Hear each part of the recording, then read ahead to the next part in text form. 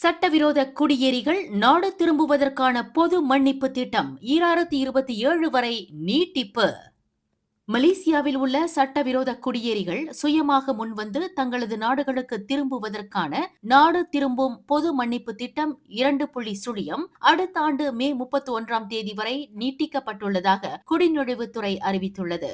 ஏற்கனவே வழங்கப்பட்ட இந்த பொது மன்னிப்பு திட்டம் இன்று ஏப்ரல் 30ஆம் தேதி முடிவடையும் நிலையில் தற்போது இது 2027ஆம் ஆண்டு மே 31ஆம் தேதி வரை நீட்டிக்கப்பட்டுள்ளதாக மலேசிய குடிநுழைவுத்துறை தலைமை இயக்குநர் டத்தோ ஜக்கரியா ஷாபான் தெரிவித்தார். சட்டவிரோத குடியேறிகள் சுயமாக தங்கள் நாடுகளுக்கு திரும்பும் இந்த பொது மன்னிப்பு திட்டத்தின் ஆக்கப்பூர்வமான செயல்பாட்டை கருத்தில் கொண்டு மேலும் ஓராண்டிற்கு நீட்டிக்கப்பட்டுள்ளது என்பதையும் டத்தோ ஜக்கரியா விளக்கினார். கடந்த ஓராண்டில் மட்டும் 112 நாடுகளைச் சேர்ந்த சுமார் 2.5 லட்சம் குடியேறிகள் இத்திட்டத்தின் கீழ் பதிவு செய்துள்ளனர். இதன் மூலம் அரசாங்கத்திற்கு 127 மில்லியன் ரிங்கிட் அபராத தொகை வருவாயாக கிடைத்துள்ளது. அதே வேளையில் சட்டவிரோத குடியேறிகள் மற்றும் அவர்களுக்கு அடைக்கலம் தருவோருக்கு எதிரான அதிரடி சோதனைகள் நாடு தழுவிய ரீதியில் தீவிரப்படுத்தப்படும் என்றும் தண்டனைகளை தவிர்க்க விரும்பும் குடியேறிகள் உடனடியாக இந்த பொது மன்னிப்பு திட்டத்தை நல்ல முறையில் பயன்படுத்திக் கொண்டு தங்களுக்கான அபராத தொகையை செலுத்திவிட்டு